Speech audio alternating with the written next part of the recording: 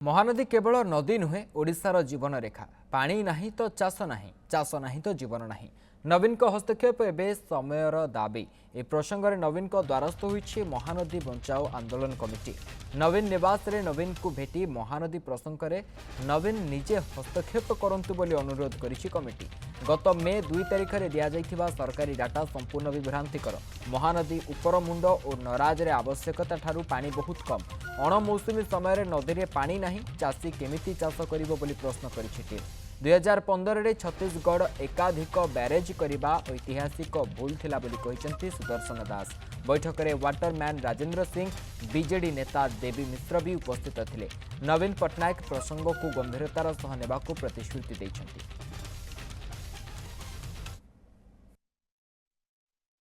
मुख्यतः आमे तांको आगे उपस्थापित कलु ट्रिब्यूनाल सामने जो डाटा उपस्थापित होईची गत मे 2 तारिख रे से डाटा विभ्रांतिकर से डाटा जना पड़ुची जे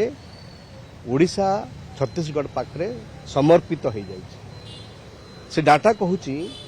जे 62 मिलियन एकर फुट पानी अच्छी महानदी रे नराज पाखरे 56 मिलियन एकर फुट पानी अच्छी हीराकुद उपर मुंडरे अच्छी 32 मिलियन एकर फुट एवं छत्तीसगढ़ ओडिशा बॉर्डर रे अच्छी 28 मिलियन एकर